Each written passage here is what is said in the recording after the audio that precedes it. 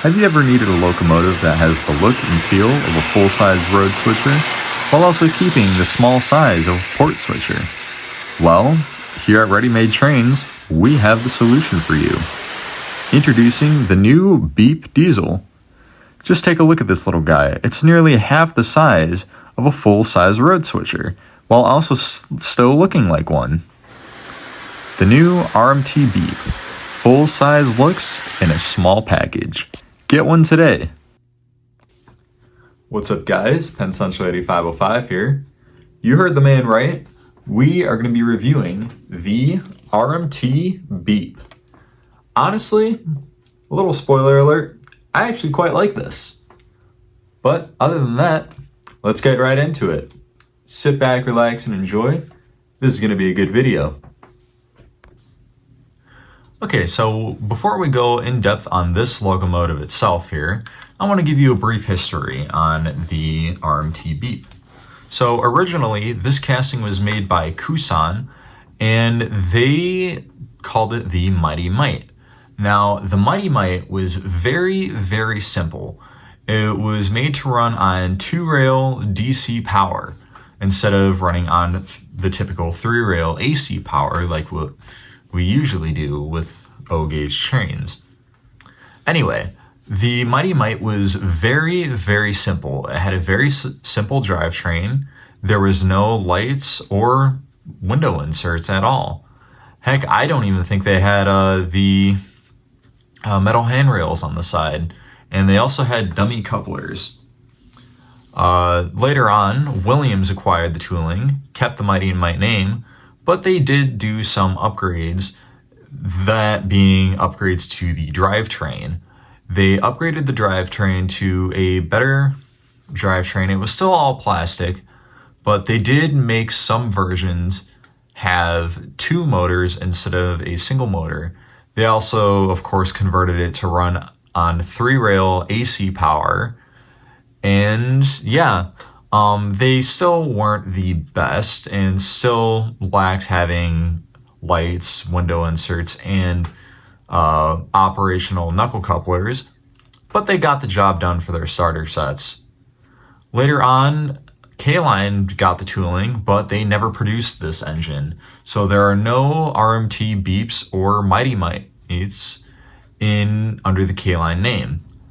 Later on, Ready Made Trains, or RMT for short, acquired the tooling and renamed it to the Beep, which is what we have here. They greatly improved upon the casting, giving it dual CAN motors, an electronic E-unit, directional lighting, window inserts, and adding details to it. They made it for a while until discontinuing it due to money constraints. But they did make this engine in a plethora of road names, including the Susquehanna, which is what we have here, the Penn Central, Conrail, Lionel Lines, and they even made a Christmas version. So that is a brief history on this engine. Now, I didn't go really fully in detail. If you want to learn a little more about the history of this casting, watch the video on Toy Train Tips and Tricks. He does a much better job on going through all the history of this engine. So I'll leave a link down in the description below on the video. Well, with that out of the way, let's take a look at all the details on this engine. Alright, starting off with the actual front of this locomotive, I honestly just realized that I had this running backwards the entire time.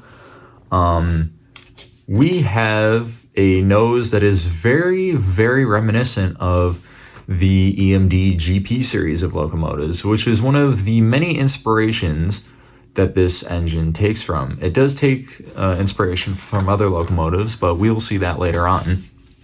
Anyway, we have directional lighting, which is quite nice. And these number boards are also lit, by the way. We have add-on metal handrails all around the locomotive. We have this add-on metal chain, a drop plate that actually swings down which is quite nice. You don't see that very often. We also have a operating knuckle coupler on either end, unlike the Mighty Mites that came before it. And also, the reason why I realized that this was the front of the engine is because that little F right there on the side of the locomotive. Moving over to the side of the locomotive, as you can see, this is a 4-wheel unit. There are only 4 wheels on this engine.